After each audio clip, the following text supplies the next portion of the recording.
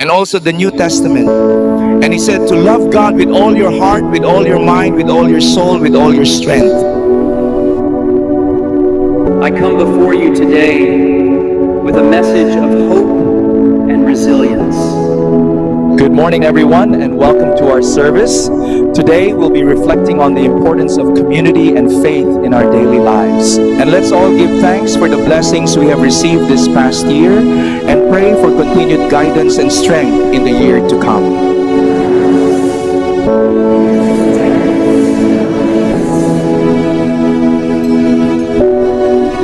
Dear brothers and sisters, we gather today in this sacred place to reflect on the teachings of our faith.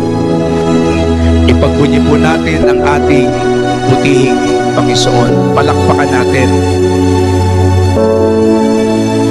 A reading from the Holy Gospel according to Luke. We will now have the reading of the Gospel according to St. Luke. We should always remember the past and look forward to the future with the Lord by our side. Good morning, everyone, and welcome to our Easter celebration. We're so glad you could join us today. Give thanks with a grateful heart. Give thanks to the Holy One. Give thanks because He's given Jesus Christ, His Son. In the name of the Father, and of the Son, and of the Holy Spirit. Amen.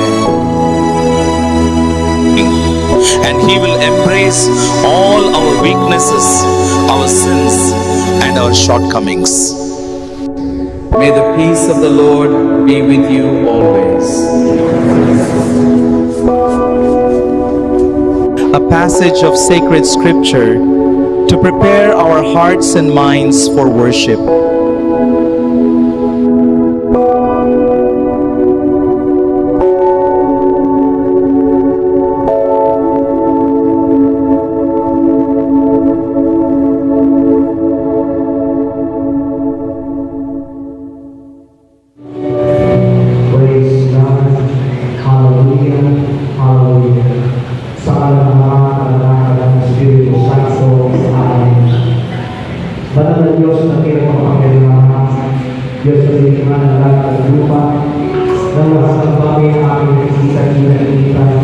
Ikaw ang Diyos na prangkisa ng ako. So, sa ikapatuloy namin pinupuri, luwalhati, na nakilala sa Espiritu sa Romano. Lord, masawa ang tuloy mo sa oras na ito. Uli po yung mapapagkita lang ay, pabuli na lahat ng aming pangangailangan. Pagaliin niyo ang may kakamahan sa isa ng Kristo Jesus. Ama ng iyong ibigay ito pagkakasin sa ngalan ni Kristo Jesus. At ang lahat ay hindi nataas iyong pagkalooban ng ng Diyos sa ngalan ng aming Panginoon. Pagpalain po din sa lahat. Ang dalang minuto ang mabuti kami ng ating iyanin. Upang ikaw sa aming iwanan na sa lahat ng mga hindi. Pagpapakalit ng mensahe sa pangalaman ng Diyos. Gusto maging gagawin ng iyong matanda, himala, kapagalakan, kapangyarihan ito ng iyong kapasok. Ito po ang isang dalangin sa ngalan ng Anak at ng Espiritu Santo. Amen. Purihin namin ang malakas ang ating kapasok. Sabay-sabay namin isigaw ng malakas. Welcome, Holy Spirit. You are welcome in my heart, and you are welcome in my life. Palamakan namin ang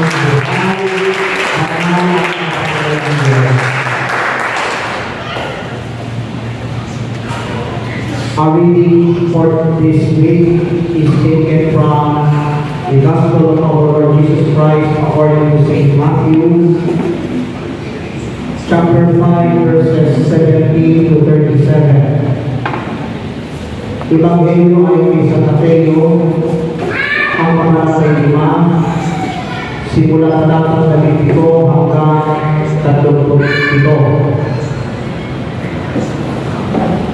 Matthew chapter 5 verses 17 to 37. Jesus said, "Do not think that I have come to abolish the law or the prophets. I have not come to abolish them, but to fulfill them. I tell you the truth, until heaven and earth disappear, nor the smallest letter, nor the least stroke of a pen, will by any means disappear from the law until everything is accomplished. Anyone who breaks one of the least of these commandments and teaches others to do the same will be called least in the kingdom of heaven. But whoever practices and teaches these commands will be called great in the kingdom of heaven. For I tell you that unless your righteousness surpasses that of the Pharisees and teachers of the law, you will certainly not enter the kingdom of heaven. You have heard that it was said to the people long ago, do not murder, and anyone who murders will be subject to judgment. But I tell you that anyone who is angry with his brother will be subject to judgment. Again, anyone who says to his brother, Raka, is unsettled in the Sanhedrin. But anyone who says, you fool, will be in danger of the fire of hell. Therefore, if you are offering your gift on the altar, and there remember that your brother has something against you, leave your gift there in front of the altar. First, go and be reconciled to your brother. Then come and offer your gift. Settle matters quickly with your adversary, who is taking you to court. Do it while you are still here on the way, or he may hand you over to the judge, and the judge may hand you over to the officer, and you may be thrown into prison. I tell you the truth, you will not get out until you have paid the last penny. You have heard that it was said, do not commit adultery. But I tell you that anyone who looks at a woman lustfully has already committed adultery with her in his heart. If your right eye causes you to sin, gouge it out and throw it away. It is better for you to lose one part of your body than for your whole body to be thrown into hell. And if your right hand causes you to sin, cut it off and throw away. It is better for you to lose one part of your body than for your whole body to go into hell. It has been said, anyone who divorces his wife must give her a certificate of divorce. But I tell you that anyone who divorces his wife except for marital unfaithfulness causes her to become an adulteress. And anyone who marries the divorced woman commits adultery. Again, you have heard that it was said to the people long ago, do not break your oath, but keep the oaths you have made to the Lord. But I tell you, do not swear at all, either by heaven is for it is God's throne, or by earth, for it is his footstool, or by Jerusalem, for it is the city of the great king. And do not swear by your head, for you cannot make even one hair white or black. Simply let your yes be yes, and your no, no. Everything beyond this comes from the evil one. Palakpakan natin si Yahweh. Sinabi ng Jesus, huwag ninyong akalain na parito ako upang kawalang bisa ang kautos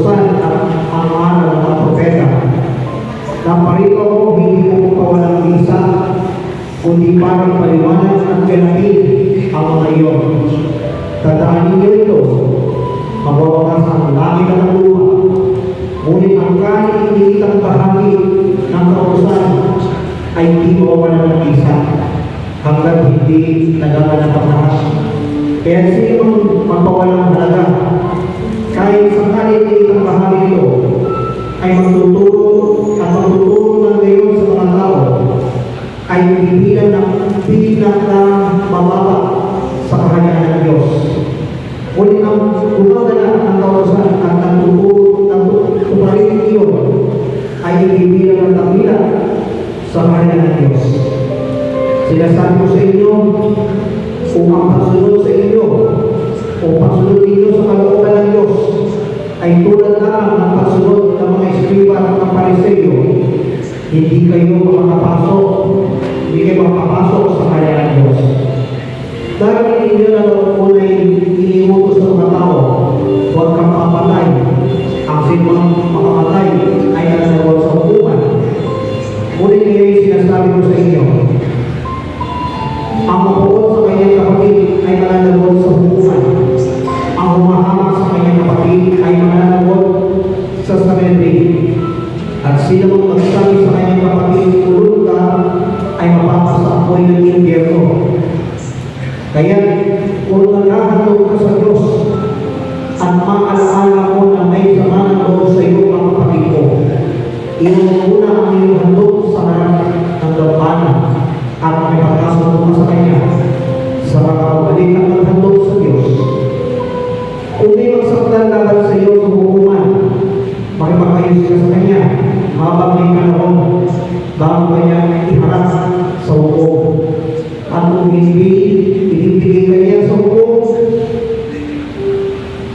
na ibibigay naman sa iyo sa tao at ikaw ay mabibinago. Sinasabi ko sa inyo, hindi ka makalalabas doon hanggang hindi mo nababayaran ang kahuli-huli ng pusin. Narinig ninyo na noon ay iniutos sa mga tao, huwag kang mag-iakit.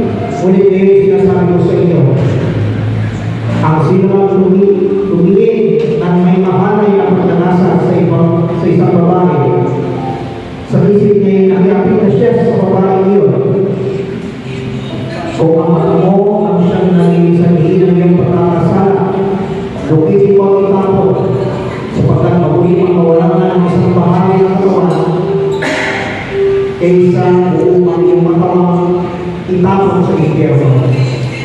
Kung ang iyong kamay ang siyang nag-iisahin ng iyong pagkakasala, putulin mo ang itapon, mabuti ang mawalan na ng isang bahagi ng katawan, kaysa buong ang iyong matawang itapon sa impyerno. Sinabi din naman, kapag pinaghiwalay ng lalaki ang kanyang asawa, ito'y dapat niyang bigyan ng kasulatan ng paghiwalay. Ngunit ngayon sinasabi ko sa inyo, kapag pinaghiwalay ng isang lalaki ang kanyang asawa, nang hindi naman ito namamalo niya, at ito'y nag-asawa muli ang lalaking iyo'y nagkasala. Itinulang niya ang kanyang asawa sa pamamagitan niya. At sino ang asawa sa babaeng hiniwalayan ay nangalog niya. Maraming panahon ninyo na namunay iniuos sa mga tao. Huwag kang sisira sa inyong pinanumang pangako. Bagos na tukin mo ang iyong sinumpaan sa Panginoon. Ngunit ngayon sinasabi ko sa inyo, huwag na kayong sumpa kung nangako kayo. Huwag ninyo sabihin, saksi ko ang langit, sapagkat ito'y tulungan ng Diyos. Okay, saksi ko ang lupa, sapagkat ito'y tulungan ng kanyang mga paa. Huwag din ninyong sasabihin, saksi ko ang Jerusalem, sapagkat ito'y lungsod ng dakilang halat. Hindi huwag mo sabihin, mamatay man ako, sapagkat iisa ko sa inyong uloy, hindi mo mapapupuwi o mapaiitin. Sila sabihin mo na lang na oo, at hindi mo hindi, sapagkat buhat na sa masama ang anumang sumpang itaragdag dito. Brothers and sisters, ito po mabuting balita para sa ating lahat. buhat sa ating Panginoon. Palakpakan natin ang Diyos. Pulih ang ating buhay ngayon.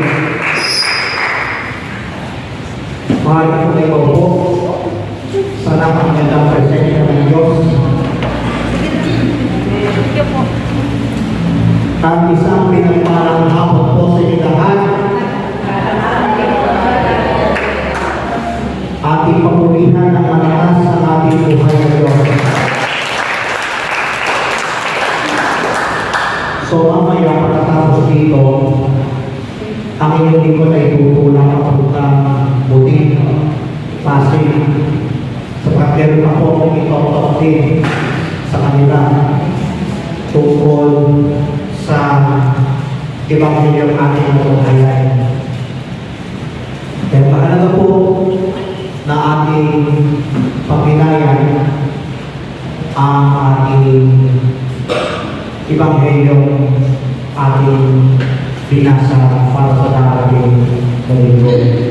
Amen? Ang next week, mula February 16 hanggang 20, maliban na yung may iba dyan na biglang na-cancel na tumatapat ng Ash Wednesday. Di ko alam kung may mga ilan sa inyong parokya may tumapat ng Ash Wednesday na mga biglang nagkakaisa yung mura pa mo sa inyong lugar. Kaya mabuti pang habang hindi pa dumating ang Ash Wednesday ay ipapakita agad para hindi po maging sayang ang pagpunta ng assigned disciple. Amen po ba?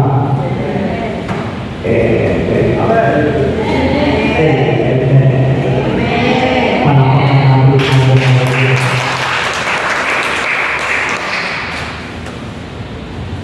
Ngayong hapon, ito po ang aking ulo ng mga malaki na balita na nais ko po ibahagi sa inyo. At ito po yung pamamagitan po, Jesus, the fulfillment of God's law. Si Jesus ang tumutupad sa kautusan ng Diyos. Ang ating Panginoong Jesus ay hindi na parito upang pawalang bisa o sirain, kundi upang tutuloy at ganahin ang kautusan ng gagaling sa ating buhay ng Diyos. Amen? Amen po ba?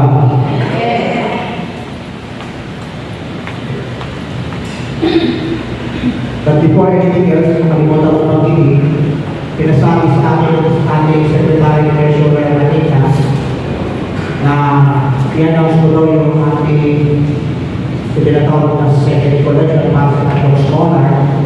So, by next week, from February 16 hanggang 20, ay simulan din ako ipapahagi ang second collection para sa tatlo nating scholar na nag-aaral sa College of Divine Wisdom. Sapagkat sila po yung nag-aaral sa second year college. Dalawa nito ay nag-aaral ng BS Education, major in English, at ang isa nito ay nag-aaral ng Evangelization. Hindi ko lang po makakabigit ang pangalan ng tao yun sapagkat yan lang ang choice. Amen? At hindi ko po alam yung February 29 tumapat na yung Ash Wednesday. Simula ang panahon ng Quaresma. Nakinabang. Kaya lulis pa lang, pwede pang pantahin ng tuli. Pero pagdating ng simula ng Ash Wednesday, hindi Hindi na po aawitin ang pulihin ng Panginoon. Sa kanyang ay aawitin na naman ang pagkakanos natin sa pag-ibig. Hanggang kasi ang pagpasok ng Holy Days, March 29 hanggang April 4. Then, ang Easter season umpisa April 5 hanggang pagpasok ng Pentecost Sunday. So, ibig sabihin, Monday after Easter Sunday, pwede nang awitin ang buhay ng Panginoon after Monday. Para sa ngayon, ay mapaalalahanan ang bawat dakong pupuntahan. Lalo sa panahon ng Quaresma ang mahal na araw ngayong taon. Amen? So let's go back to our topic today. Ang ating Panginoong Hesus ay naparito hindi upang pawalang bisa, kundi upang tuparin at ganapin ang kautusan ng Diyos at aral ng mga problema. So ang alam ko po paano tumal ng Panginoong Hesus ang kautusan ng ating buhay ng Diyos sa buhay natin. How does Jesus fulfill God's law into our lives? Gusto niyo po ba naman? Amen. Una sa lahat, higit sa lahat, the first step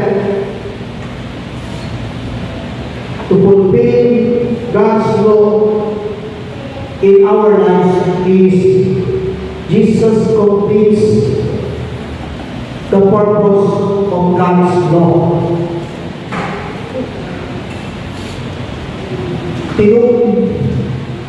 Pinapaganap ni Kristo Jesus ang layunin ng kautusan ng Diyos.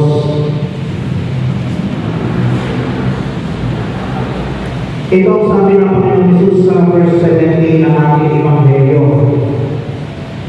Do not think that I have come to abolish the law or the prophets. I have not come to abolish them, but to fulfill them. Huwag ninyong akalain na Panginoon upang kawalang bisa ang kautusan at ang aral ng propeta. Naparito ako hindi upang kawalang bisa, kundi para ipaliwanag at ganapin ang Panginoon. Sa pananalika, lahat ng nilalaman ng kautusan na galing sa Diyos at aral ng propeta ay tinutupad at ganapin ayon sa sinabi ng Panginoong Hesus. Yan ang layunin ni Kristo. Ang uprikuhin ang lahat ng layunin sa kautusan na galing sa Diyos, maging ang aral ng mga propeta. Amen? Yan ang ibig sabihin ng Panginoong Hesus. Jesus completed the purpose of God's law, even the prophets' teachings. Amen? Amen. Like for example, tinupad ni Kristo yung mga aral ng mga propeta, bagay ng mga aral na gagawin ng prophet Isaiah, ni Jeremiah,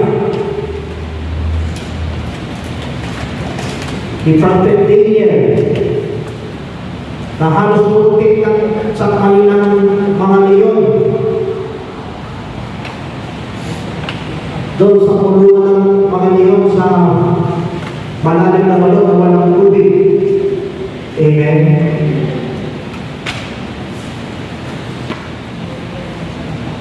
Ayon mula sa aklat ni Prophet Mikas, ni Obadias, etc. Marami nang itinira. Amen. Kinumpleto. Yan ang layunin ni Kristo. Kumplituhin ang lahat ng layunin ng kautusan ng Diyos. At napakaliwanag rin ang sinabi ng Kristo Jesus, Matthew chapter 4, verse 4. Anong sabi ni Jesus? Man does not live on bread alone. Amen. But on every word that comes from the mouth of God. Amen. Hindi po sinabi, man does not live only on sabi ng sama. Amen. Hindi naman sinabi, ang tao ay hindi na nabubuhay sa sabi ng sama. Kundi sa salita na ng tao. Sa halip, ang sabi ni Jesus, hindi lamang sa pinamay nabubuhay ang tao. At yan ang pinaka-importante sa lahat. Ang kumplituhin ang layunin ng kautusan ng buhay para ang pagkakawin ng Diyos. Amen. So bakit kailangan natin tututin sa tututin ng Panginoon Jesus? The purpose of God's law into the lives of every one of us. Kaya sa buhay natin, kinukumpleto ni Kristo ang nilalaman ng kautusan upang tututin at dalangin ang nilalaman ng mga salita ng Diyos. Purihin ang Panginoon.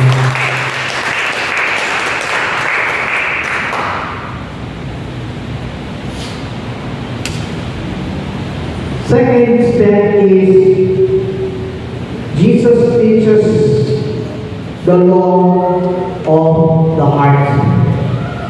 Tinuturoan ni Jesus ang kautusan na bungal sa ating puso.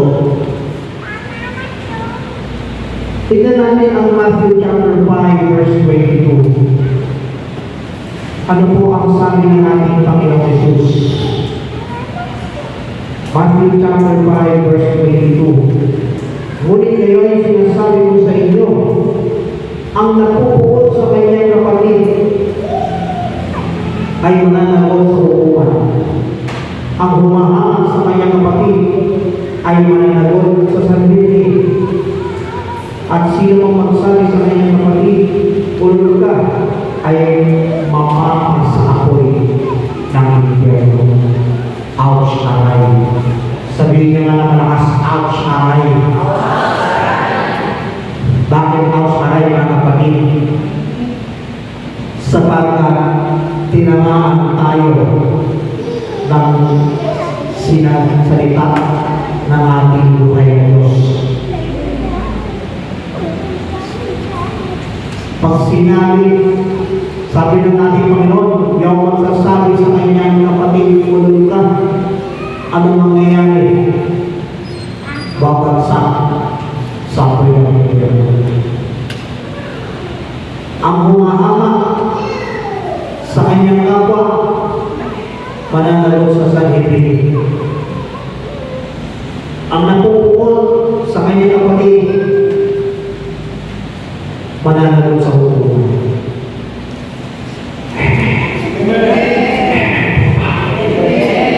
Like for example, kapag nag-aaway ang mag-asawa,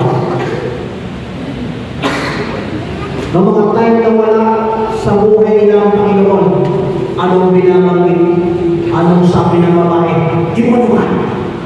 Ang sabihin naman ng lalaki, demonyo ka rin. Sasabihin ng bata, pagbibigyan ka naman, impyerno bahay na rin. Palakpakan namin siya o sa iyo mga. Pero huwag ka kapatid, kapag sinabi sa iyo kapag sinabi ng babae sa mister, behave, kamusta ka na? Ang sabihin ni mister, eto, chill-chill lang. Ang sabi ni Mrs. gusto mo, babe, babe, gusto mo, bigyan kita ng mainit-init na product also. Purihin natin si Ako sa mga. Ganyan lang. Amen? Kaya tinuturo tayo ng Panginoon na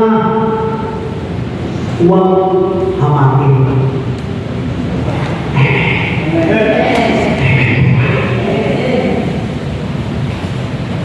Mahalaga sa ating Panginoon ang ating puso, hindi lamang ang ating gawa. Amen? Third step is Jesus called us to a higher righteousness. Ang tunay na katwiran ay nagmumula sa Diyos, sa puso, binago ng Diyos. Tingnan po natin ang verse 20 ng ating Ebanghelyo. Sabi ng Panginoon Jesus, sinasabi ko sa iyo, kung ang pagsunod ninyo sa kalooban ng Diyos ay tulad lamang ng pagsunod ng mga eskrita at mga Pariseo, hindi kayo makakapasok sa kaharian ng Diyos. Imagine, tayo tinawag ng Diyos sa tunay na katwiran. Ibig sabihin, babaguhin ang tunay na katwiran ay manggagaling sa puso binago ng Diyos. Amen? Manggagaling sa puso ng Diyos, sa puso binago ng Diyos. Amen?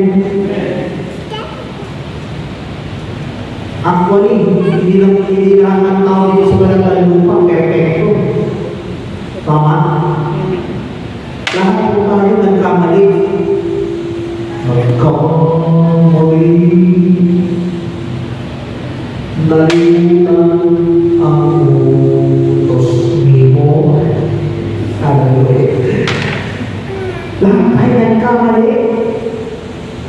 Bakit? Paulit-ulit tayo nagkakamali, nagkakasala. Pero kapag inihayag natin ang kamalian yun, tiyak, patatawarin tayo ng buhay banal at makakamali ng Diyos. Amen? Amen po ba? Whether you like it or not, brothers and sisters, open your heart to God. Amen? Kaya huwag nang iisipin na, di makakain, di makatulog, tulad mo na may Diyos, hallelujah.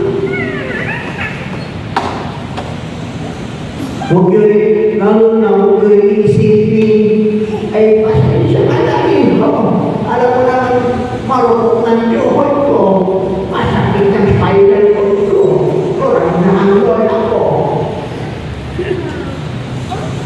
Isipin mo na lang, kapatid, friendship, ka-prayer, partner, katuwang, malakas ka ba? Sabihin mo nga sa'yo na friendship, malakas ka ba?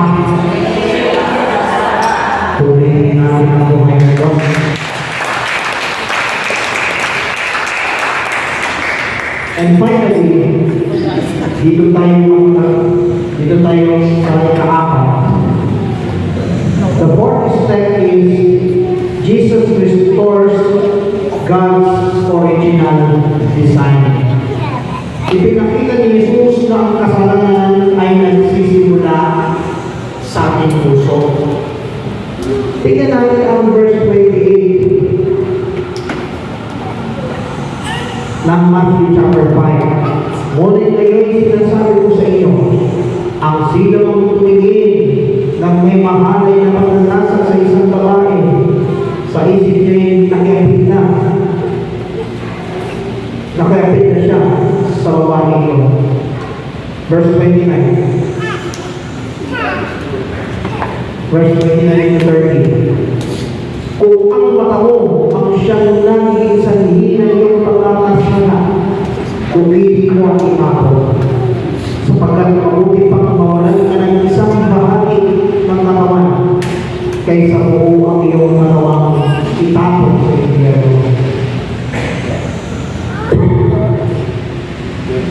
Kung ang iyong kamay ang siyang naging sanhi ng iyong pagkakasala, pupuli mo ang itapon.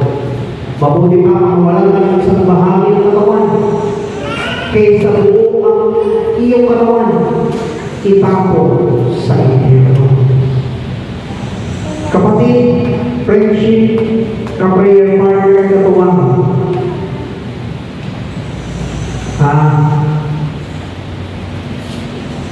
yung original design ng Diyos pinapanumalik ni Kristo. At napakaliwanag na sinabi ng Panginoon, kung ang mata mo ang siyang naging sanhi ng iyong pagkakasala, ano mangyayari? Dukili mo ang itapon. Mabuti pang mawalan ka ng isang bahagi ng katawan kaysa buo ang iyong katawan mahulog o itapon sa impyerno. Kung ang iyong kamay ang siyang manilis o naging sanhi ng iyong pagkakasala, pupuli mo itapon. Mabuti pang mawalan ka ng isang bahagi ng iyong katawan kaysa buo ang iyong katawan itapon sa impyerno.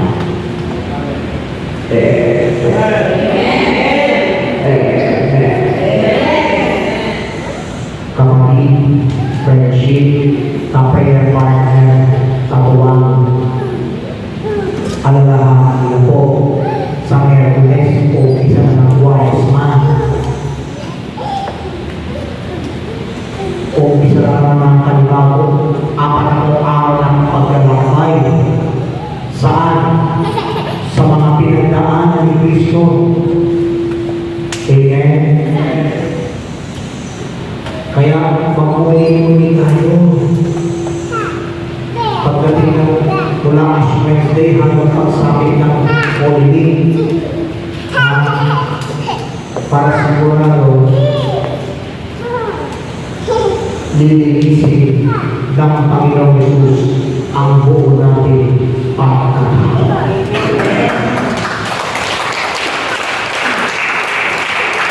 Amen. Malamang sarili sa atin ng mga nanonood, Brother Ryan, paano ako muli-muli? And dami-dami kaloko, pinagkalawa ako kapatid, alalahanin mo ba? Hindi si Brother Ryan ang nangusap sa cellphone o sa computer o number. Ang nangusap sa iyo sa pamamagitan ng mensahe sinamahan ko si Yahweh Eshai. Amen. So tandaan po natin itong apat na kakao ito. Number 1, first step, Jesus completes the purpose of God's law. Second, Jesus teaches the law of the heart. Third step,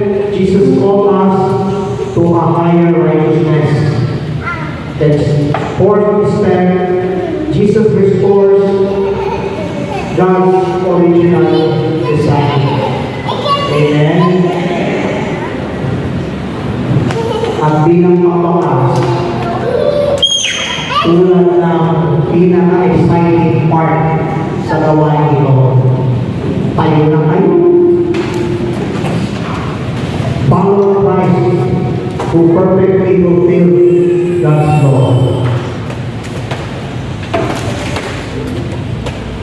Sumunod tayo sa ating Panginoon Jesus na siyang ganang matulungan sa kautusan ng buhay, banal at makapangyarihan ng Diyos. Kaya sa oras na ito,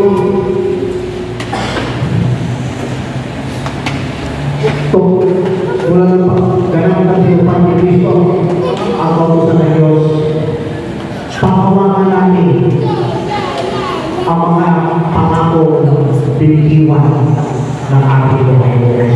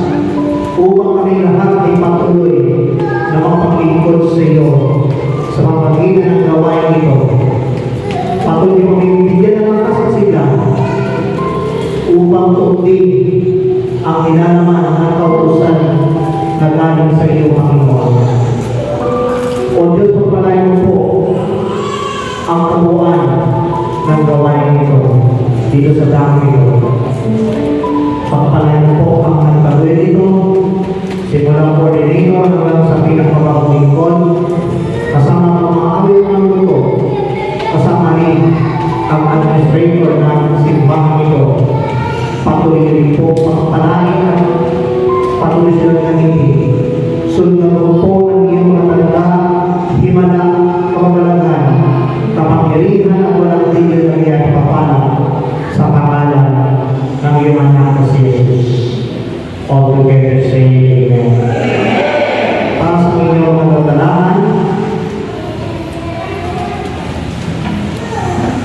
kasama ng iyong kahilingan ng loob at tayo'y manalangin sa ating Panginoon. Sa ngalan ng Ama, ng Anak at ng Espiritu Santo. Amen. Diyos sa mga kapangyarihan, narito po at nasdasan ang makahawak ng aming mga kapatid, ang kanilang mga handbags, wallets, Biblia, tubig ng kasi panyo, at ibang mga bagay na kanilang pinataas. Gamitin po bilang mga sanghang upang ang sila mga hipoy sundan ng iyong natanda, himala, kapamanahan, kapangyarihan at walang tigil na biyayang papala. Maging ang kanilang mga prayer requests na nakasulot sa mga papel ng kanilang mga kaibigan. Aming pagkiyakapin na lahat ay inyong tinuna.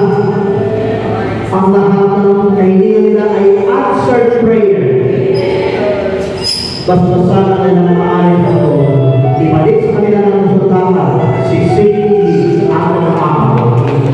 At sa aming po, pasunod ng pag-iwag-iwanan, taglay po namin ang may malakasan at sigla, buhat sa iyong banal na Panginoon.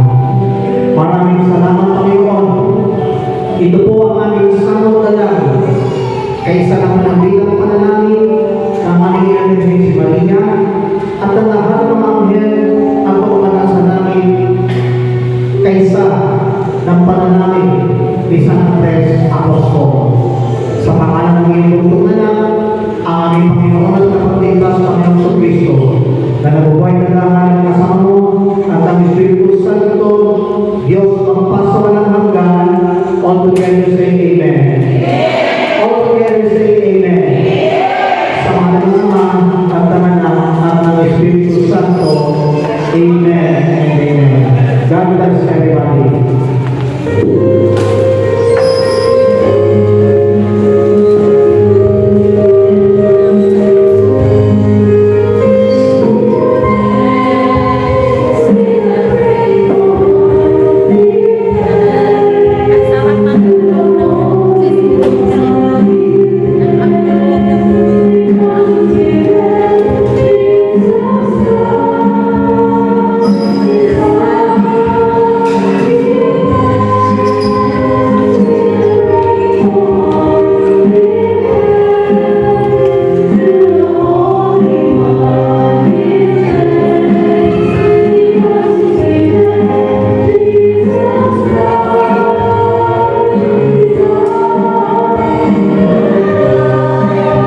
Also the New Testament. And he said to love God with all your heart, with all your mind, with all your soul, with all your strength. I come before you today with a message of hope and resilience. Good morning, everyone, and welcome to our service. Today we'll be reflecting on the importance of community and faith in our daily lives. And let's all give thanks for the blessings we have received this past year and pray for continued guidance and strength in the year to come.